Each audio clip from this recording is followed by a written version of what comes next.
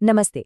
उत्तर प्रदेश में एक बहुत बड़ी भर्ती आई है और इसका जो ऑफिशियल नोटिफिकेशन है वो पूरे 106 पन्नों का है। अब इतना लंबा दस्तावेज कौन पढ़े, है ना?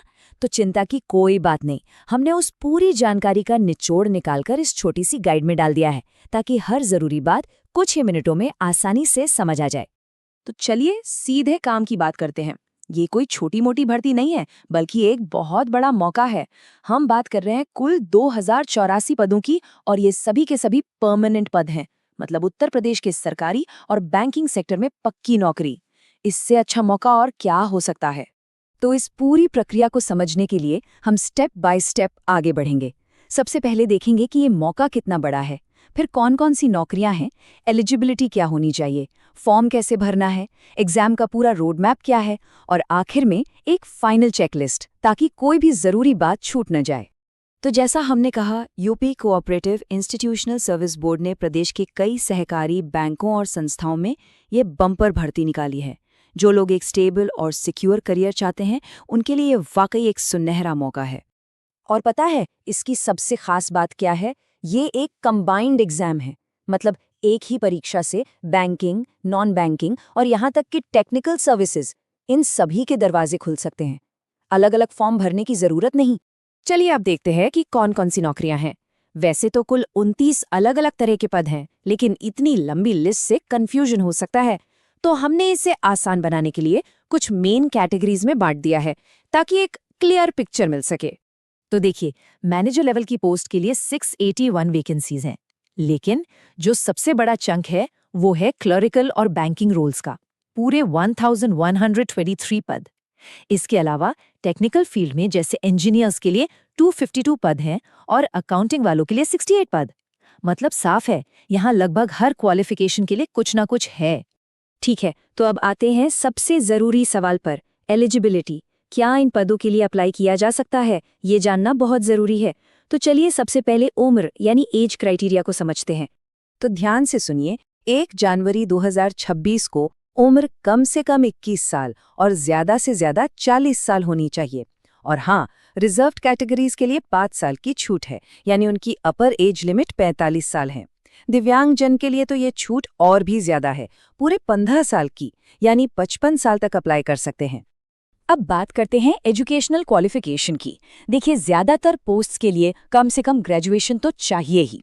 कुछ खास रोल हैं जैसे अकाउंट्स या टेक्निकल, जहां कॉमर्स, मैथ्स या बीटेक जैसी स्पेसिफिक डिग्री और 55% मार्क्स की भी शर्त है।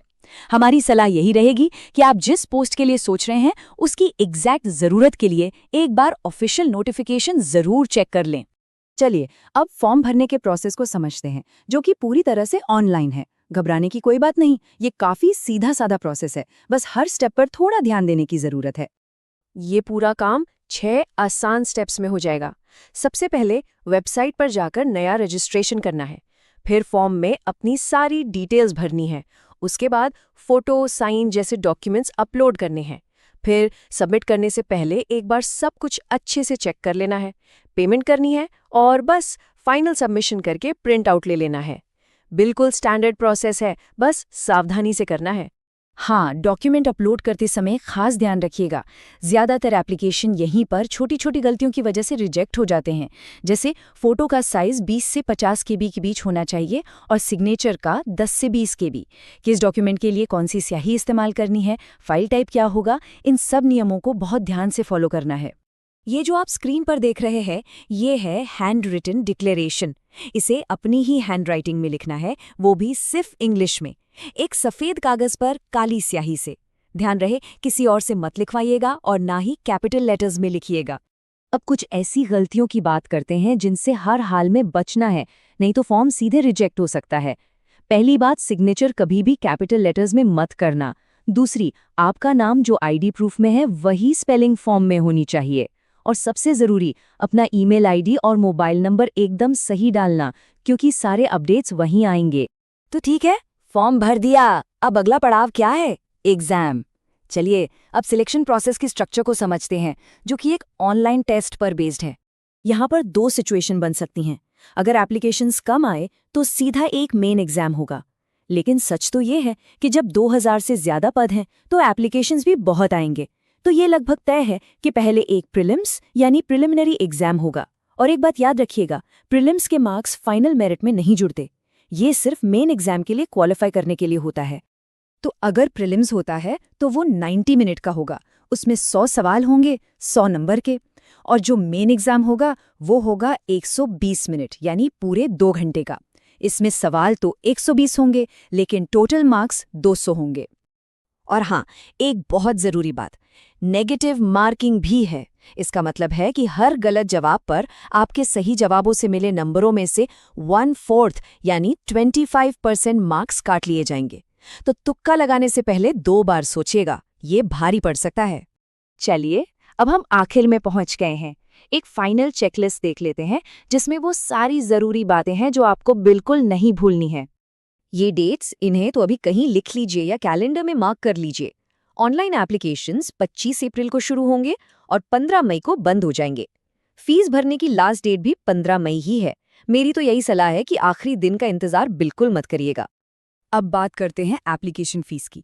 जनरल और ओबीसी कैंडिडेट्स के लिए ये 500 रुपये हैं, SC/ST के लिए 250 रुपये और दिव्यांगजन कैंडिडेट्स के लिए कोई फीस नहीं है। और हाँ, एक ज़रूरी बात, अगर प्रीलिम्स और मेंस 2 एग्जाम हुए तो मेन एग्जाम के लिए फीस अलग से देनी होगी।